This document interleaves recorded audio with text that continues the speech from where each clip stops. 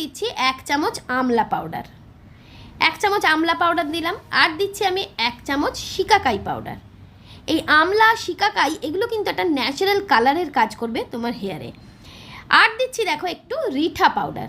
আর রিঠা তো আমরা জানি চুলের জন্য ভীষণ ভালো। আজকের এই হেয়ার কালারটা তোমার চুলকে যে শুধু কালো করবে তা নয়, তোমার চুলকে মজবুত করবে, স্ট্রং করবে, হেলদি করবে, সিল্কি করবে, আর চুল বাড়তেও সাহায্য করবে। এবার এর সঙ্গে আমি দিচ্ছি দেখো 1 চামচ ভর্তি ভর্তি অ্যালোভেরা জেল। অ্যালোভেরা জেল কিন্তু আমাদের চুলকে খুব সফট শাইনি করে। আর দিচ্ছি একটা vitamin E capsule. Vitamin E capsule আমরা জানি একটা পুষ্টিকর জিনিস, যেটা আমাদের চুল, স্কিন সব কিছুতে কিন্তু পুষ্টি যোগায়।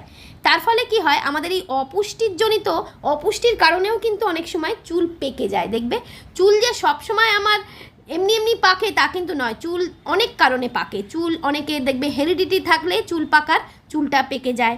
আবার দেখবে অনেক সময় অপুষ্টি কারণে পাকে, চুলে কোনো রকম তোমার ইন্টারনাল হরমোনাল কোনো চেঞ্জ হয়ে গেলে চুল পাকে। এবার দেখো এই প্রত্যেকটা জিনিস আমি অল্প কুসুম কুসুম গরম জলে গুলে নিচ্ছি। প্রতিটা জিনিস আমি দেখো ভালো করে কুসুম কুসুম গরম জল দিয়ে গুলে নিচ্ছি এই লোহার কড়াইতে।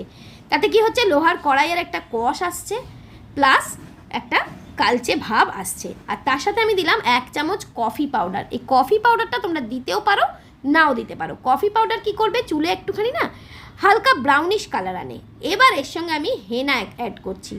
আমি এখানে রেডিমেড হেনা পেস্ট দিচ্ছি।